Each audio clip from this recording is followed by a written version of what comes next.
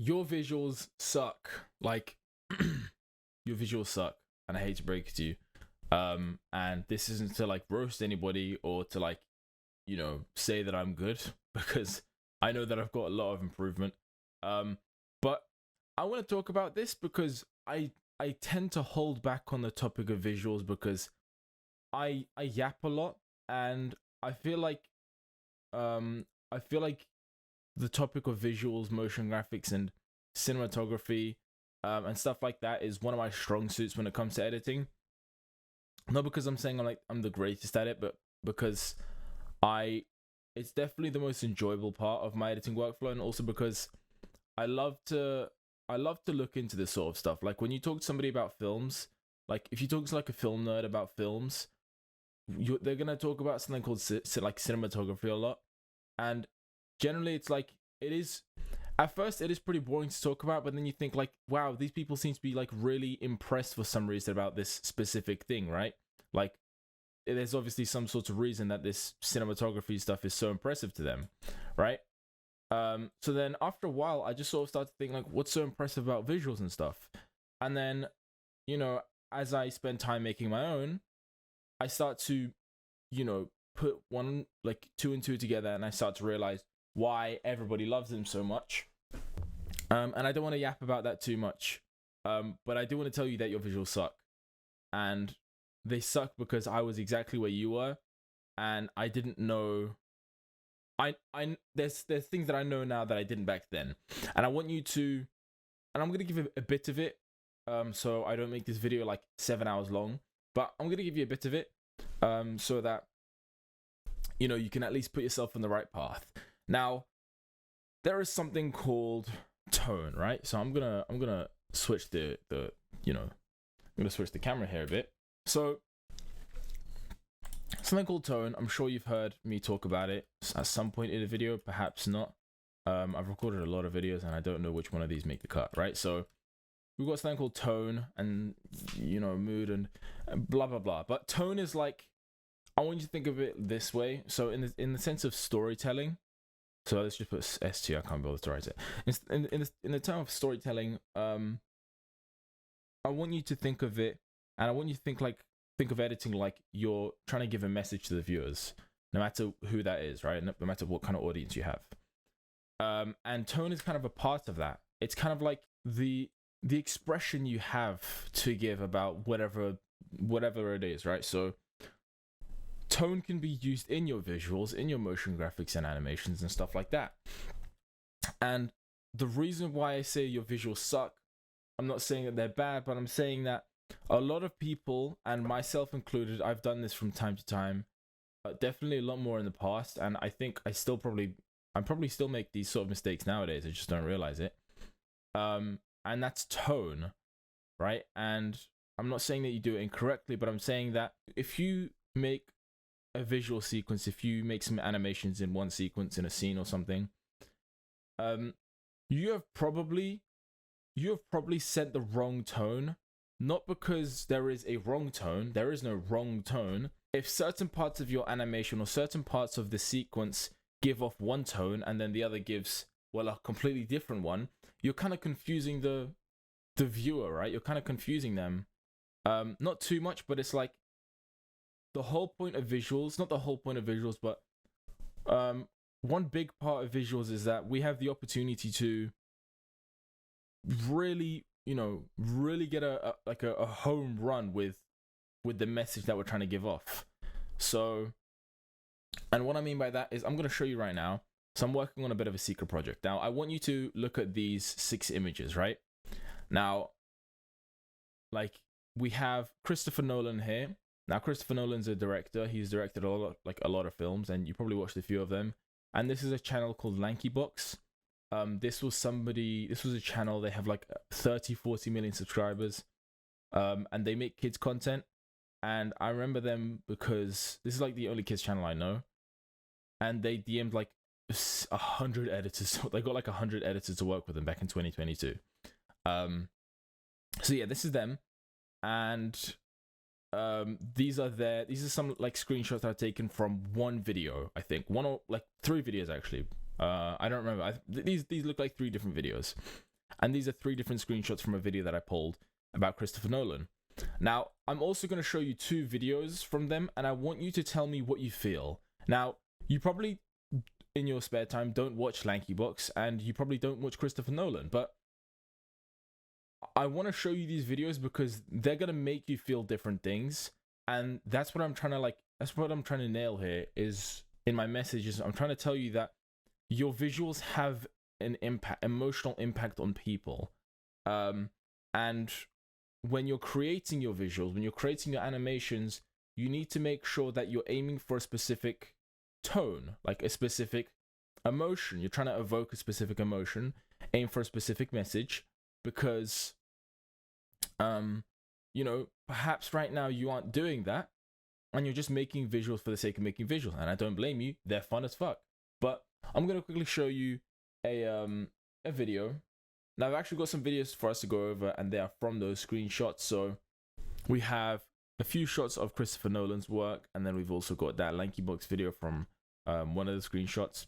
And the purpose of this is just to show you, like, yes, like, of course they have different budgets and different goals and aims with this, but like the principle stays the same. You're going to feel differently towards both of these, right? You're going to feel different sorts of emotion because, well, they both knew what they were doing. They both had a certain tone.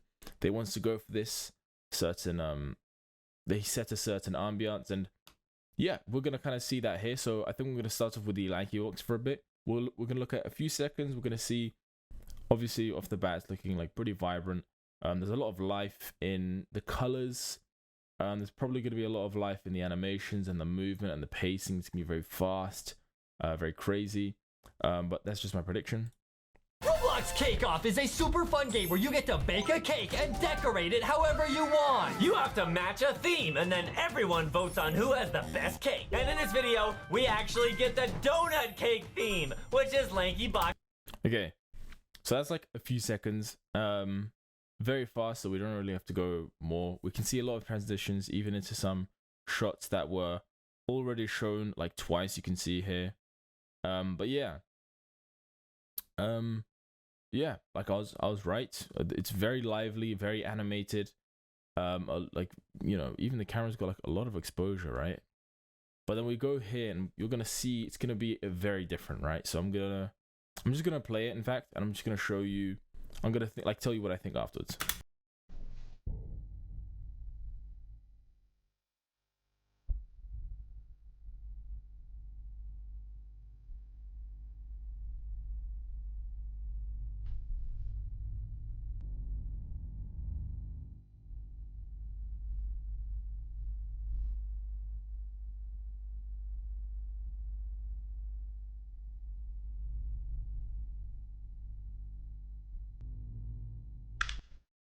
Again, granted, different budgets, different aims.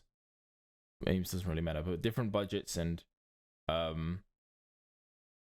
yeah, and different industries. But and also the music will probably add to your, like, it will probably have an influence on your emotion. But like, just looking at these shots alone, I'm thinking very moody, very lonely.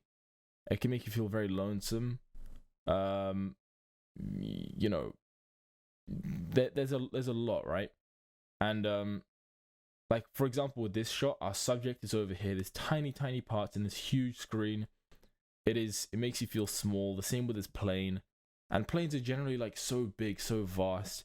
You know, it's a very impressive invention, but you know, Nolan's made it feel so small, just sort of flying above the trees, and a bit humane, if anything, right? He's kind of like personified this this plane here, right? And then we've got more shots, you know, like that Dark Knight shot, or you know, with this. Yeah, it's like it's got a much more of a serious tone to it, and you can definitely feel that. But like I said, I know this is film, and you know, the other one is YouTube, and you're probably gonna think, oh, but there's a difference. It's not the same thing. But like, I don't give a shit if it's film or if it's like a TV series or if it's an advertisement, right? You had a different reaction to both of them, and that's for a reason, right? Like, like in the purest form I could explain it, they were edited differently. That is power in editing, and you can have that same effect on people, which is why I want to sort of hone in on this point so much. Lankybox made everything, and the managers told the editors to edit in that specific style and to not aim for anything like, any sort of glows, no like posterized time, nothing rough, nothing grunge, nothing smooth. Like, they just said, make it fast, make it loud, make it crazy. Don't add any contrast to it. We just want to keep things vibrant and, well, I guess joyful. But, to me, that felt like it was a bit of an overstep in joy or in happiness, right? But point is like, the managers knew what they were doing when they were telling the editors. And I'm not saying that I've worked with them. I'm just saying that, like, I assume from like an assumption standpoint, I assume that there were managers that told them, because I'm pretty sure they hired like a lot of editors, especially with the amount of videos they pump out. They knew what they were doing. They knew what they wanted the kid audience to feel when they were watching this. And they've obviously got that like really well handled. Like, even though like I don't really agree with the whole editing for kids content channels, because they're usually pretty scandalous and evil, and even like just from the sheer form of like editing really fast to kill their attention span is something I don't agree with, because I know kids that would usually watch this sort of stuff. I have nephews that are this age, and I wouldn't want them to watch garbage like that. But like, I've got to admit, they knew what they were doing. Like, they've got it on the spot, right? They've got the color down, they've got the vibrance down, they've got the speed down, they've got the tone down, right? They've got the tone down. And well, Nolan's impressive, just like that, right? His signature, if we go back to these images, like, you can tell that there's some sort of commonality in all of these shots, and that they are the main subject is pretty small, and B, it's like very dark and grunge and gray and dull colors, right? So we can see, like, you look at all these big, huge, towering buildings in comparison to our small subject over here, and then we have this, which is, I think, from The Dark Knight. Two silhouettes of our subject, which is these two. Our subjects are these two. This is their silhouettes in this dark, small, kind of cramped cave, right? Like, Nolan's obviously got it down too, but I probably would give less credit to him because he has a much bigger team and he's put a lot more money into his films than I guess Lankybox would put into their videos. But point is, like, they both have it down. They both understand what tone is. They both understand what they're going for in their styles. Now, I'm not saying that you have to have a specific style, but I'm saying that if you want to like create animations, if you want to create visuals, understand what you're going for. Like, understand that understand that there's tone, and when you want to go for something, go for it. But I'm seeing like a lot of things. Like, let me put this into YouTube terms, right? Because you're probably thinking like, okay, but like, what are you talking? Like, for example, just to give one example, if you include 3D text, if you like use Element 3D and use like these big 3D objects with huge 3D text, think of that like royalty. Like, 3D text is pretty cool to have, but don't use it on a text that doesn't matter, or something small, or something like really inferior to the video in the grand scheme of things. And two, like, if you're gonna use something as grand as that, don't start using like smooth motioned transform zoom ins, and don't use those sorts of animations, because you're kind of ruining the ambiance of things. So this is kind of like going outside of tone, but you're kind of ruining the ambiance of things, in which you have this what I like to think of like this sort of this huge grand royal piece of this asset, right? This 3D text that could be kind of like wall breaking, right? It's big. 3D objects are pretty cool to have. Therefore, we must treat it with the proper ambiance, because if we start using things like animations that require a lot of shutter angle change and a lot of those sorts of animations, they were kind of killing it. We're kind of ruining the moment here, right? And I see a lot of editors make the mistake. Or if you want to go for something that looks high production, like if you're working on a game show video, like for like clients with higher upper budgets, and you want to go for like that sort of higher standard editing to match that, then don't start using stuff like rotoscopes, because rotoscopes can be good if nailed, but if they don't, they just look shit and cheap and crappy. And like don't use the rotoscope if you're not gonna like if you're not sure it's gonna work and if it's gonna look nice, because then you're kind of ruining it, right? There's a standard, there's an ambiance, and there's a tone to these sorts of things that you need to look after. But yeah, like this is just like a pretty short video that I just wanted to make for you to know that next time you make a visual sequence, the next time you want to make a, you know, some sort of composition, think about the standard, think about the quality, the ambiance, and most importantly the tone of things, right?